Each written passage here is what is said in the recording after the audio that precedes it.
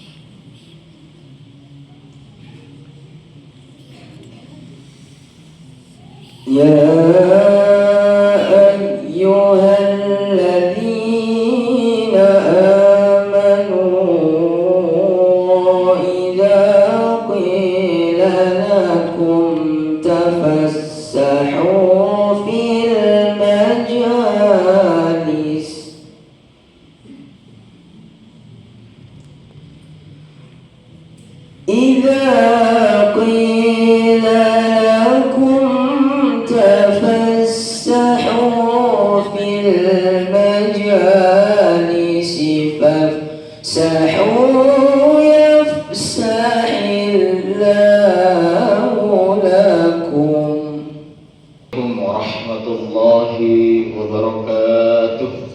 Waalaikumsalam.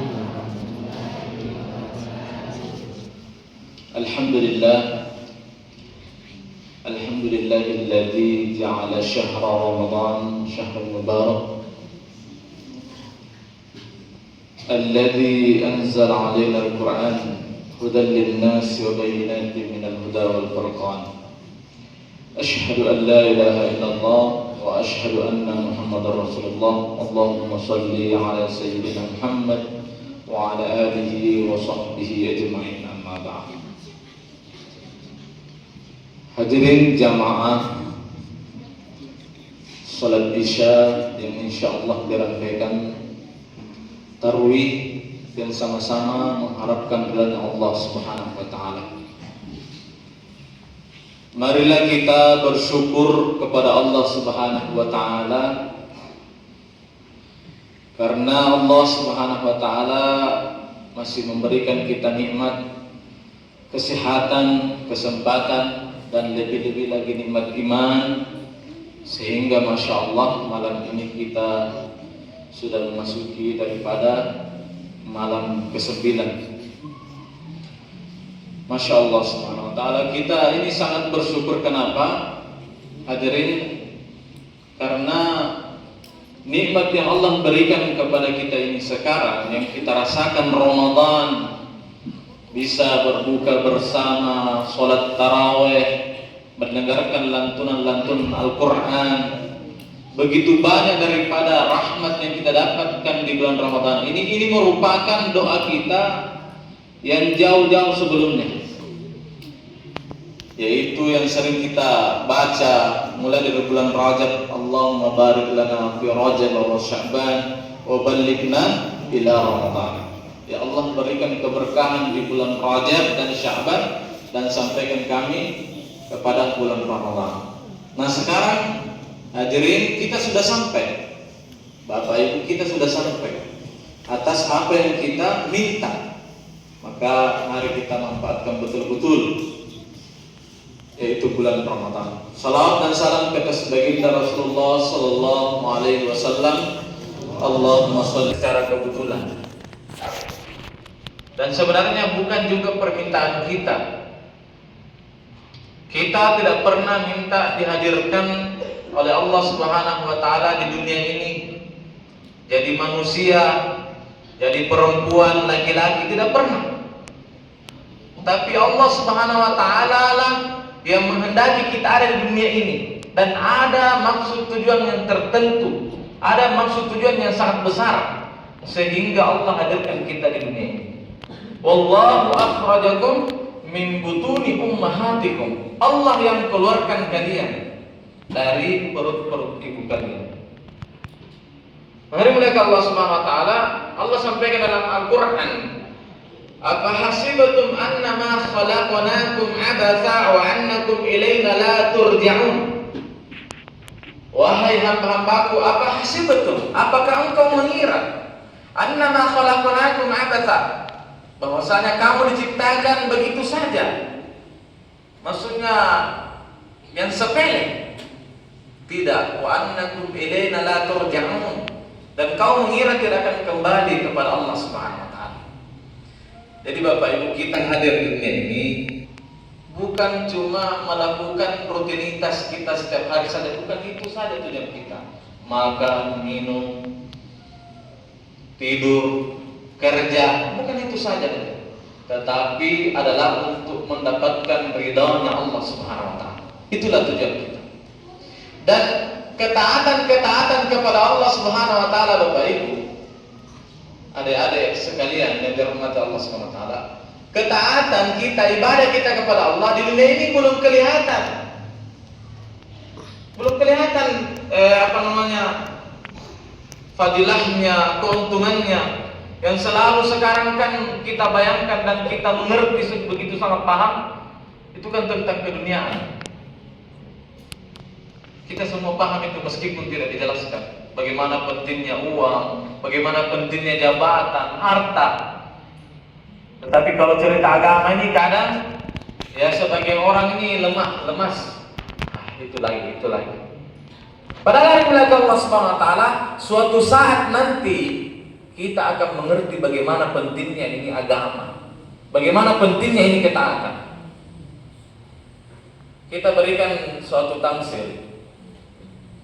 Ketika di dalam perut ibu kita, Bapak Ibu, ketika kita dalam perut daripada ibu kita belum membutuhkan yang namanya tangan, belum perlu namanya kaki, mata, telinga, kita belum butuh.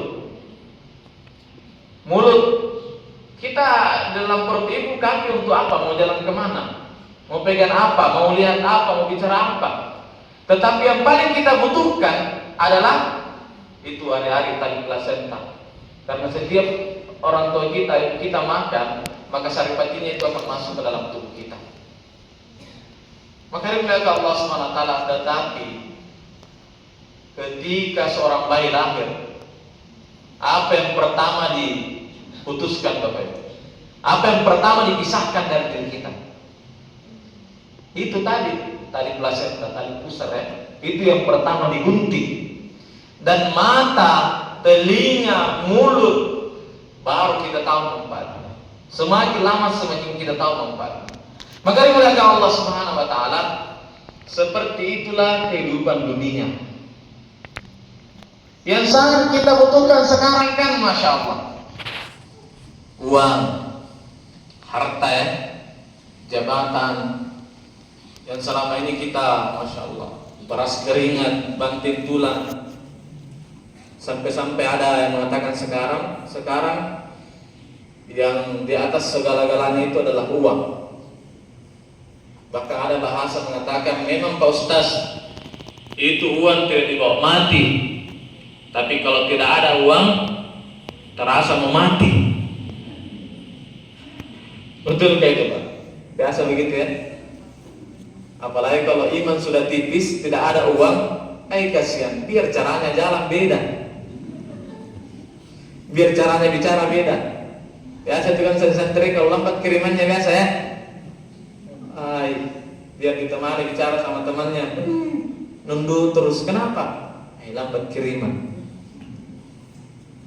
Maka dimuliakan Allah Subhanahu wa taala, kita saja hadirin yang senantiasa belajar agama, mengusahakan iman, merasakan itu. Tapi dimuliakan Allah Subhanahu wa taala, ketahuilah memang kita perlu, memang kita butuh uang, butuh harta, butuh jabatan. Tapi ketahuilah bahwa itu hanya sekedar keperluan. Bukan itu semata-mata tujuan kita. Tujuan kita paling utama adalah mendapatkan ridhanya Allah Subhanahu wa taala. Jangan karena berkurangnya daripada apa yang kita cita-citakan kita sudah lemah dari segi dunia. Sudah lemas, Tapi hari Allah Subhanahu wa taala selalu kita mencari peluang diridhai Allah dalam setiap kesempatan kita. Menjadi orang yang memiliki harta, memiliki jabatan. Maka hari Allah Subhanahu wa taala, bagaimana agar kehidupan kita ini kita yang ngatur, kita yang mengendalikan. Jangan kita yang mau diatur dengan kehidupan dunia. Maka hari Allah Subhanahu wa taala, kenapa hadirin kita bicara seperti itu? Karena Bapak Ibu, iman kita sekarang ini masih mengikuti suasana dan keadaan. Seperti air Bapak Ibu. Itu air kalau ditaruh di mangkok bentuknya kayak mangkok. Kalau ditaruh di botol bentuknya kayak botol. Berarti itu menandakan bahwa iman kita ini masih ikut tersuasana. Maka inilah Allah Subhanahu wa taala, karena ikut tersuasana, kita yang cari suasana yang bagus. Masya Allah, sangat bersyukur masyarakat di sini, apalagi anak-anak santri, Masya Allah. Suasana bacaan Al-Quran, suasana agama. Ini kita sangat bersyukur.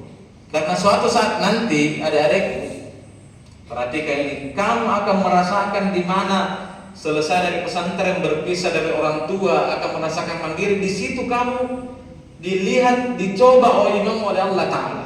Apakah kamu bisa mempertahankan suasana sama dengan di pesantren? Masya Allah. Sekarang kita ini rajin baca Al-Quran, rajin sholat sunnah, rajin sholat, karena masih tersuasana. Maka ini Allah Subhanahu wa taala, sama dengan kita Bapak Ibu. Di luar Ramadan terkadang kita Masya Allah lemah ya untuk melaksanakan ibadah-ibadah kepada Allah Subhanahu wa taala. Maka justru bulan Ramadan Allah Subhanahu wa taala datangkan, maka mari kita manfaatkan betul-betul bulan Ramadan ini. Karena kenapa? Kalau kita tidak memanfaatkan betul-betul, kita sangat rugi. Kita sangat rugi. Hari ini Allah Subhanahu wa taala, Ramadan Allah datangkan kepada kita. Kalau kita mau ambil secara tamsilannya itu seperti kalau orang yang memanfaatkan bulan Ramadan, Bapak Ibu, itu dikatakan oleh peneliti seperti kepompong. Itu kepompong. Itu kan khas dari apa yang menjadi kupu-kupu itu kan kepompong ya, ulat. Nah, dia di dalam satu sarang namanya dia disebut kepompong ya. Kemudian di dalam itu sebelum dia menjadi kupu-kupu maka dia berpuasa. Ternyata itu dia berpuasa. Dan dia keluar dari sarangnya tadi, berubah menjadi kupu-kupu. Ketika sudah menjadi kupu-kupu Bapak Ibu, semua orang senang. Anak kecil, remaja, dewasa, perempuan, semua senang. Kenapa? Karena dia itu berpuasa. Itulah perumpamaan orang berpuasa. Maka orang yang memanfaatkan Ramadan, dia berpuasa, sholat tarawih, tilawat Al-Quran, mengeluarkan daripada zakat, bersedekah, memanfaatkan bulan Ramadan setiap saat, setiap detik, tidak melewatkan daripada pemanfaatan Al-Quran untuk taat kepada Allah, maka seperti tadi kupu-kupu. Dia lahir dalam keadaan dia kembali seperti bayi yang lahir terhapus semua dosa-dosanya. Maka semua orang senang memandang dari tutur katanya indah didengar, akhlaknya bagus, maka semua orang senang.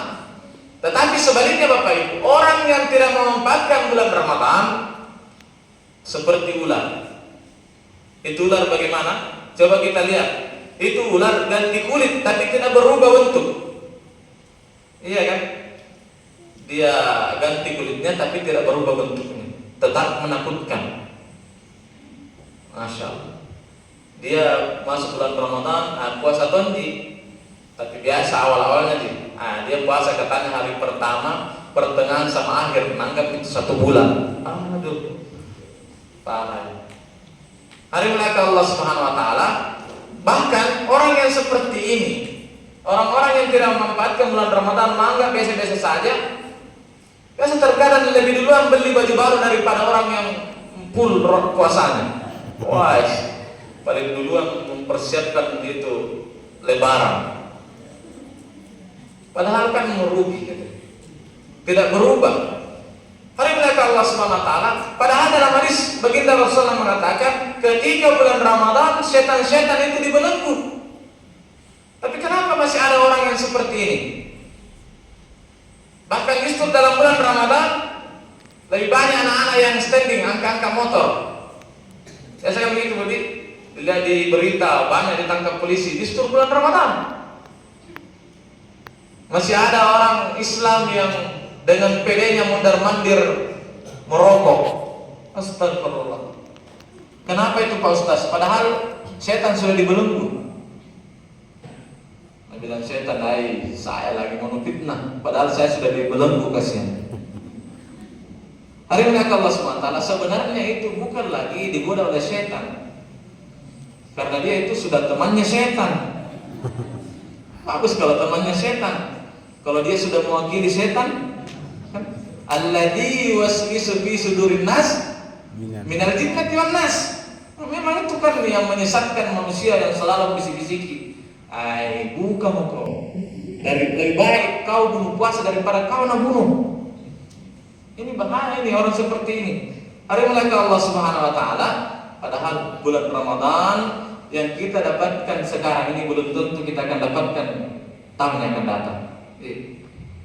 Hari Jumat kemarin Bapak Ibu, Masya Allah, baru ada meninggal lagi Pak Imamnya itu Balombong, satu kampungnya Ustaz Bukhari, Pakawa Makali. Kemudian tidak lama saya dengar juga kabar di kampung tetangga, ini kan orang tua, umur mungkin kurang lebih 70-an umurnya. Ada lagi anak kecil, umur 5 tahun. Meninggal juga bersamaan di hari itu, hari Jumat. Hari milik Allah Subhanahu wa taala. Tidak ada yang menjamin kita akan sampai untuk Ramadan berikutnya. Maka kita memanfaatkannya betul-betul. Karena hari milik Allah Subhanahu wa taala ini bulan Ramadan kelihatan sekali rahmatnya Bapak. Di televisi saja itu orang tidak biasa pakai jilbab, biasa, pakai jilbabnya. Dia pakai jilbab, membawakan berita. Bahkan bukan Islam, meskipun dia tidak pakai jilbab, sedangkan dia tutup-tutup itu kepalanya. Itulah kelebihan daripada bulan Ramadan. Maka milik Allah Subhanahu wa taala, kehidupan kita sangat singkat. Jangan kita mau tergoda, terlena dengan kehidupan dunia yang selalu mengiming-imingi kita, yang mana iming-iming itu belum tentu kita dapatkan. Contohnya Bapak Ibu, ketika mungkin di rumah biasa ya, sudah lapar pergi berburu takjil.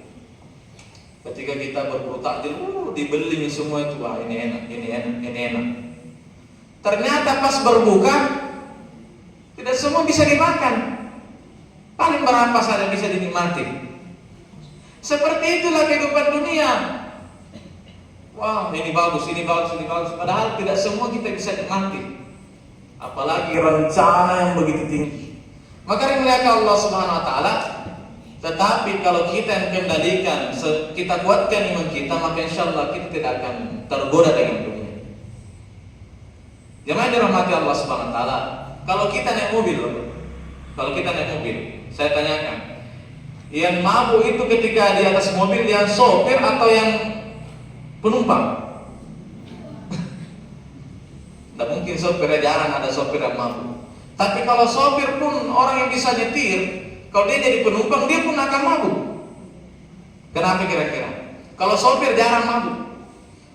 Karena kalau sopir itu dia membawa mobil, dia mengendalikan mobil, dia dikencangkan mobilnya, dilari agak laju, itu sesuai dengan perasaannya.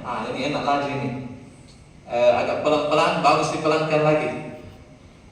Itu kalau dia yang mengendalikan mobil. Tapi kalau penumpang seharusnya pelan-pelan, mau muntah, nagas sopir, bisa muntah itu. Kenapa? Karena bukan dia yang kendalikan mobil. Jemaah dirahmati Allah Subhanahu wa taala, seperti itulah kehidupan dunia. Kalau kita yang kendalikan kehidupan dunia, meskipun nafsu kita mau seperti ini, tetapi agama mengatakan tidak cocok ini.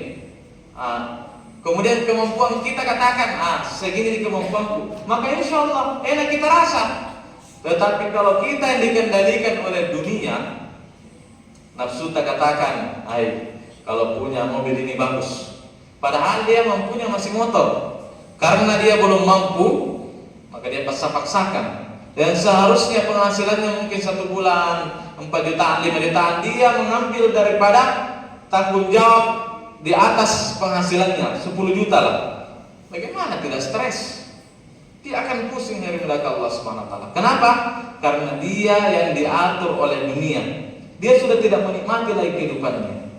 Hari belakang Allah Subhanahu wa taala, padahal ketahuilah saudara-saudaraku, Bapak Ibu yang dirahmati Allah Subhanahu wa taala, kesuksesan atau kebahagiaan itu tidak selamanya pada benda-benda yang istimewa.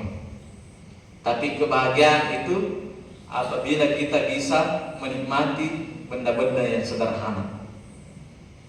Coba kita pelajari, meskipun sederhana, tapi kalau bisa kita nikmati, itulah kesuksesan.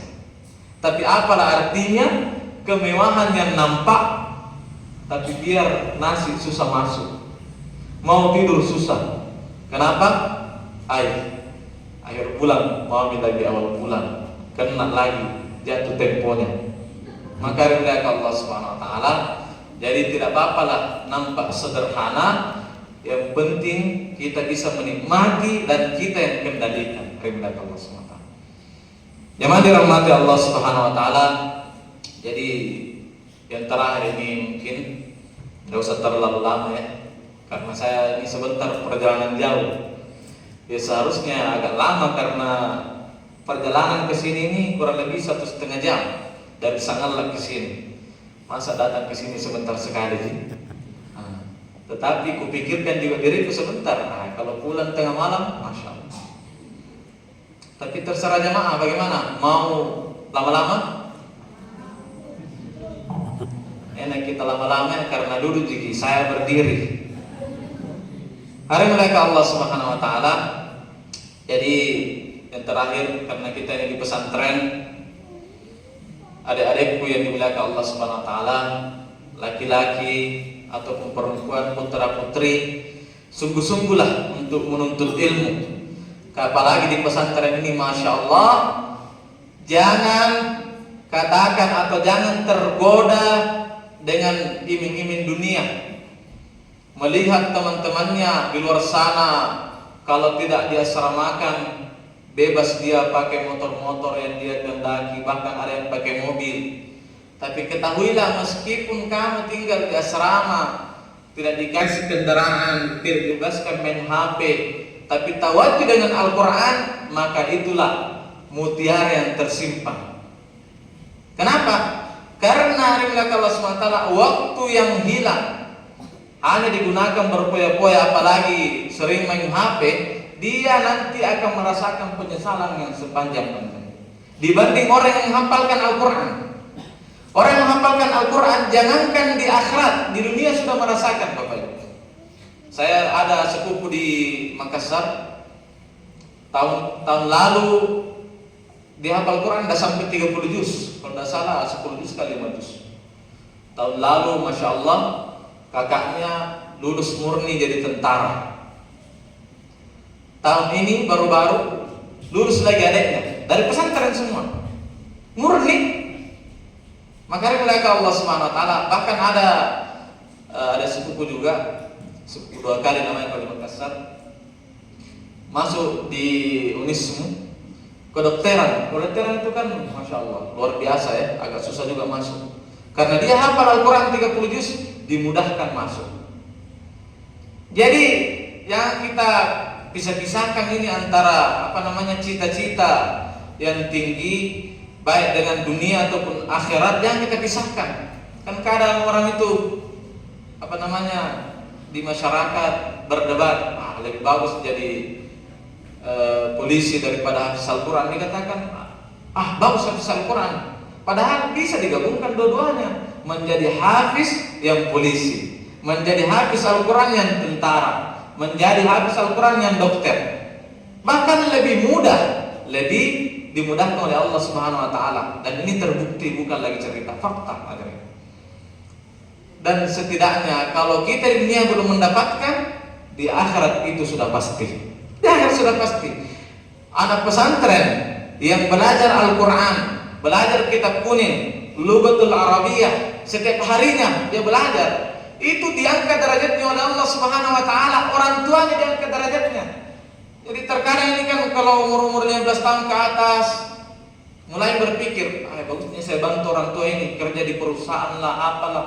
Kadang ada pikiran begitu. Iya. Ini anak-anak di pesantren biasa kadang begitu kalau masih kecil-kecil belum ya. Tapi kadang ada juga kecil begitu. Kenapa mau berhenti mondok? Mau bantu orang tua Ustaz. Padahal itu orang tua, ketahuilah adik-adik, dia itu tidak butuh bilang ini ada lagi gaji 1 juta, aku kasihkan ki. Tapi dia lagi senang mendengarkan anaknya. Kalau dia dengarkan 1 bulan, masya Allah sudah mencapai lagi hafalannya 1 juz Al-Quran. Masya Allah. Mari mereka Allah Subhanahu Wa Taala, jangan hilangkan itu kecemburuan duniawi kepada sesama sebaya kita.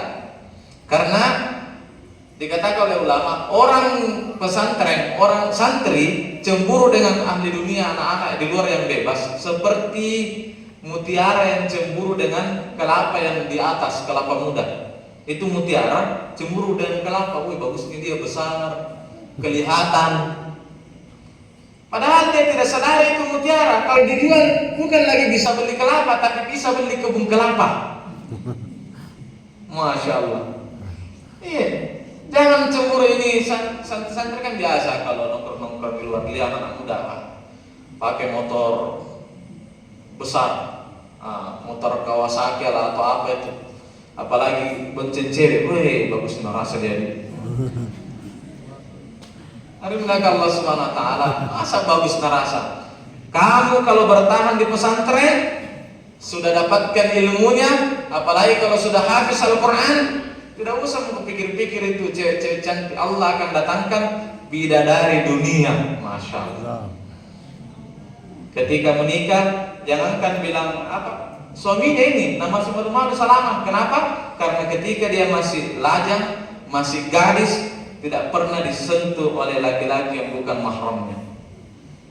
Jadi tidak usah kita cemburu-cemburu yang di luar sana. Sabarkan dirimu, maka insya Allah setelah selesai kita dididik, kita akan menjadi jenderal-jenderal yang penggerak, mengagungkan daripada Allah Subhanahu Wa Taala, membesarkan agama, membanggakan orang tua, membanggakan negara. Insya Allah ya. Jadi adik-adik, niatkan insya Allah saya menghafalkan Al-Quran akan selesaikan 30 juz Al-Quran. 30 juz Al-Quran. Makanya mulai Allah Subhanahu Wa Taala, yang paling terakhir, tadi terakhir sekarang yang paling terakhir. Nanti di akhirat orang yang banyak hafalannya Allah Subhanahu Wa Taala akan pakaikan mahkota kepada kedua orang tuanya. Masya Allah, banggaan itu. Ini saja pertandingan antar desa saja, antar Lembang, dipanggil orang tua, oh bangga itu dalam hati, anakku itu di atas. Nah biar tantenya Nabi bilang, woi, lu tahu di kok penagangku itu? Bangganya aja. Itu masih tingkat Lembang, apalagi tingkat paling atas. Di akhirat nanti Bapak Ibu dirahmati Allah Subhanahu Wa Taala, Rasulullah sabdakan, man qara al-Qur'an wa amila bima fihi ulbisa walidahu tajan dawu ahsan min da'i syamsi fi hayatid dunya. Barang siapa yang mempelajari Al-Qur'an, menghafalkan Al-Qur'an dan dia mengamalkan Al-Qur'an, nanti di akhirat ketika manusia bukan lagi tingkat Lembang, kecamatan, kabupaten, negara, tetapi manusia mulai dari zamannya Nabi Adam sampai hari kiamat, bagaimana nih banyaknya itu, berapa miliar itu manusia berkumpul, kita di atas panggung yang sangat besar, disaksikan oleh para malaikat di hadapan Allah Subhanahu Wa Taala, diberikan mahkota orang tua kita. Masya Allah. Bagi siapa? Orang yang menghafalkan Al-Quran. Dan bagi penghafal Al-Quran akan datang seorang penyuruh mengatakan ketika dia masuk ke dalam surga, irta wartati, ikra wartati, bacalah dan kamu akan mendapatkan tempat di surga sesuai inda ayatin takrauha, sesuai dengan apa yang kamu baca, sesuai dengan hafalanmu. Jadi semakin banyak hafalan kita, semakin meningkat daripada tempat kita di surga, semakin tinggi juga daripada penghormatan yang diberikan kepada kedua orang tua kita. Jadi berbakti yang paling besar untuk anak-anakku, masya Allah, adik-adik, apalagi yang masih remaja ini adalah kita memperbaiki ketaatan kepada Allah, memperbanyak hafalan Al-Quran. Itu termasuk bakti yang sangat besar kepada kedua orang tua kita. Yang dirahmati Allah Subhanahu wa taala, mungkin itu yang dapat saya sampaikan.